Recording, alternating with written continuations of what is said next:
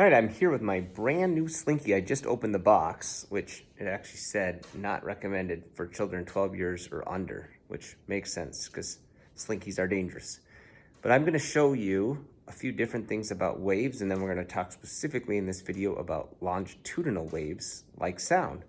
So the first kind of wave I'm gonna make is not longitudinal. I'm gonna make a transverse wave, and I'm gonna make that by moving the Slinky perpendicular to the way that I want energy to go.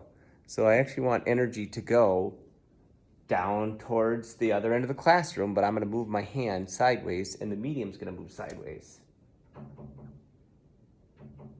Now, you can almost see the energy being transferred to the other end because that pipe that's supporting the Slinky is really wiggling. The other thing that you should notice is that I'm setting a single wave pulse down, and when it goes down, it's on one side of the Slinky, but then when it comes back, it's on the other side. Reflections at a boundary like that always make the wave flip to the other side. So if you were heading towards a crest, you're heading towards a trough. If I want to make a longitudinal wave, I need to move the medium parallel to the direction that I want energy to travel. So in other words, I'm going to push my hand forward to move the medium parallel. You can see like a little pulse or dark spot in the wave going down.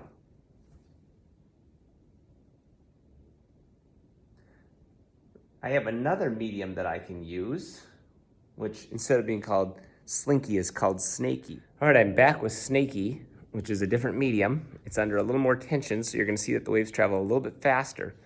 And I'm going to show you the parts of a wave. So basically, when you send a transverse wave like this, the wave has crests and troughs.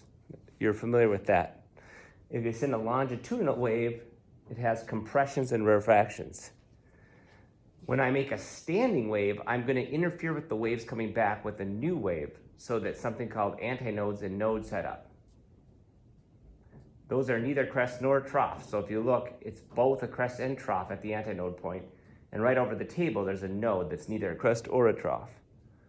If I want to put more antinodes in the wave, I have to have a higher frequency. Here I have 3 antinodes. Here I have some pictures of the different kinds of waves here.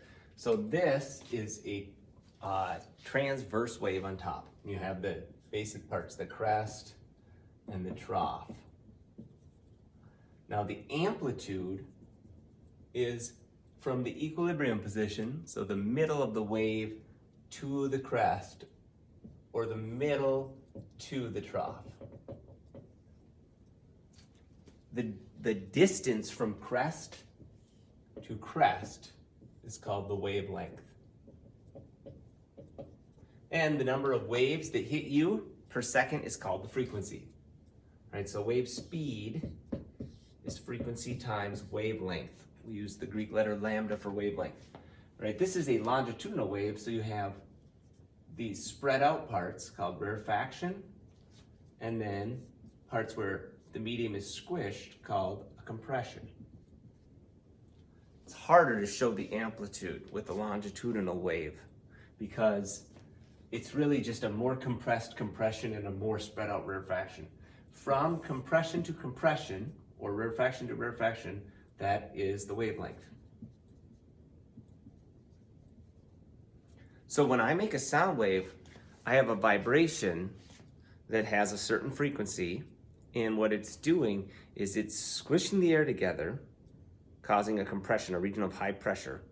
And then the air gets spread out, and that's low pressure, and it's high pressure, low pressure, high pressure, low pressure, moving through the medium, usually air, till it hits your eardrum, and then your eardrum vibrates with that same frequency. But I wanted to show those longitudinal waves being produced, so I turned my speaker to 3 hertz. And if you look, the cone is being pushed in and out 3 times a second. Now we can't hear that because the lowest sound that humans can hear is about 20 hertz. The highest is about 20,000. So if I start turning that up to a higher frequency, when I get to about 20 hertz, you can start to hear a pretty low note.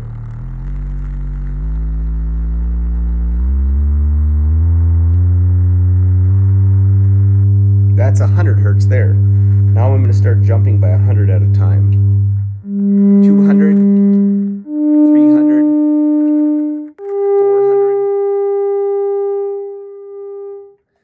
you can't hear or you can't see the waves when I get to frequencies that are very fast, but it's still the cone moving in and out, compressing the air molecules, creating high pressure, low pressure, high pressure, low pressure. Those pressure fluctuations are the compressions and refractions. And the frequency at which that fluctuates is the frequency of the sound wave. We also have standing waves. Standing waves are usually drawn to look like that, where you have parts that are both a crest and trough, which is called an antinode, and then parts that are neither a crest or trough, which is called a node. Right? But it's important to remember when you look at wavelength for standing waves that it's not from antinode to antinode, because if I draw a wave to go from crest to crest, actually is from antinode to antinode to antinode. So if you just go from antinode to antinode, that is only a half of a wavelength. When we have an open tube air column, the requirement is the open ends will need to have an antinode, a displacement antinode, which means the max displacement of the air, right? Turns out that that's actually a pressure node, but it's a displacement antinode. That is what has to be at the open ends, which means that an open tube is a half of a wavelength long. One of the most common places to find standing waves is in strings. Here I'm using my wave driver at 18 Hertz to make 4 antinodes in a string that has 200 grams providing the tension. The more tension I put on the string, you'll see in a minute, the faster the waves can move through the string, and so the wavelengths will become longer at the same frequency. But I want to show you something called the harmonic number. The harmonic number is just the number of antinodes. So like I said, I have 4 antinodes right now, so this is called the 4th harmonic. What's producing the standing waves is the reflection at the other end is at a node. In any string, there will be a node on both of the ends. And so the reflected wave is running into oncoming waves, and where they add constructively, they make antinodes, and where they add destructively, they make nodes. So in this wave, I have 4 antinodes. But because the thing that determines the speed is the medium, if I don't change the medium, I'm going to keep the string the same tension, but I take the frequency and I cut it in half, the wavelength will need to be twice as long, meaning that I'll have half as many antinodes. Now you can see that I have exactly 2 humps, which is called the 2nd harmonic. If I go down to 4.5 Hertz, I'll have 1 hump, which kind of looks like twirling a regular jump rope. All right, I'm going to go back to 18 Hertz now, which is back to the 4th harmonic, and I'm going to switch the tension by just adding another 100 grams. So as I put more tension on this string, you're going to notice that the waves are going to need to travel faster. So now we're still at 18 Hertz, but because my waves need to travel faster, at 18 Hertz I only have 3 humps because each wavelength is longer. The other thing that you should notice is that the amplitude of the waves is a little bit higher because there's less of the antinodes to distribute the energy between. So if I take the 18 Hertz and I turn it down to 12 Hertz, that should be 2 humps, and they should have even bigger amplitudes. One thing that I didn't know until I was in college and started looking at an oscilloscope was that every instrument has different harmonics at different amplitudes when you play a note.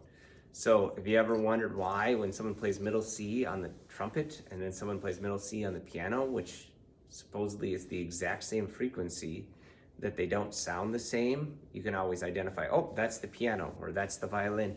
It's because of the overtones.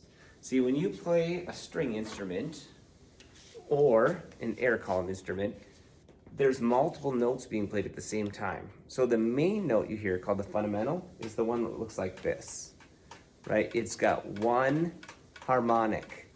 It's the first harmonic. But at the same time, like when I pluck a guitar string, it's also doing this, which means that it has a note in the middle as well. And it's doing this at the same time. And, let's see if I can do it, it's doing that at the same time. So it's supporting all those vibrations at the same time, and that's what gives that special sound quality to each instrument, is what amplitude those different harmonics come in at. The violin is the instrument that has the most overtones. For a pipe with multiple harmonics, if you put your fingers at different places, if there's a node there, a harmonic will ring out.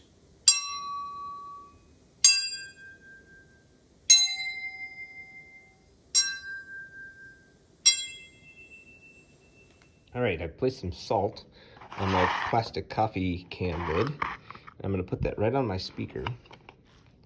And I've got the speaker set at 110 hertz, and I'm just gonna turn up the amplitude just to show you what some of the standing wave patterns can look like, even in something like a plastic lid at different frequencies. So I'll turn the amplitude up and see if a pattern emerges.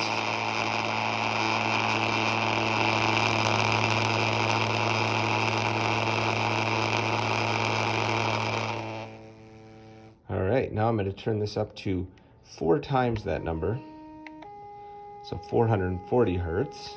We'll see if we get any kind of different pattern at a little higher frequency.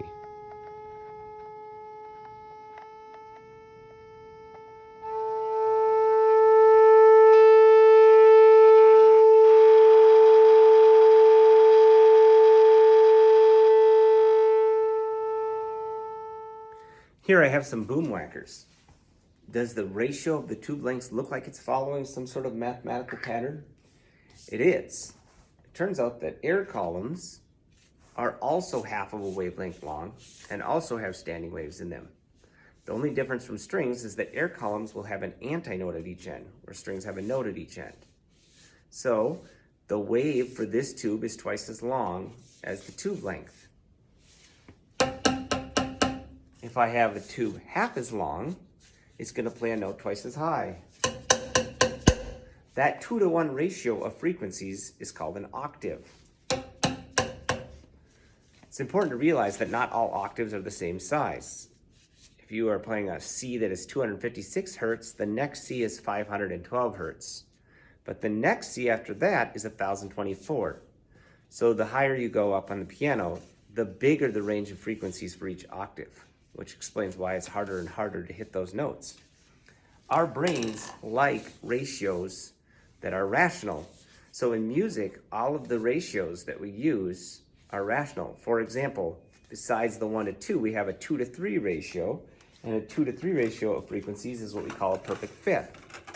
You can remember a perfect fifth because it sounds like Twinkle Twinkle. A 3-to-4 ratio is 8/4, and that sounds like Here Comes the Bride.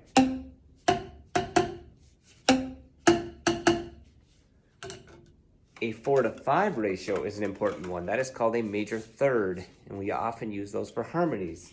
And major thirds kind of sound like Michael, Row Your Boat Ashore, if you know that song.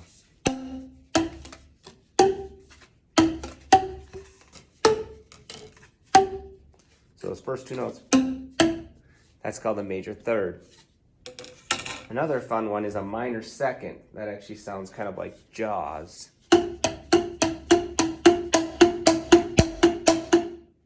What about if I close these tubes? So if you're playing a tube, I'll take a shorter one like this one, it's going to play a note.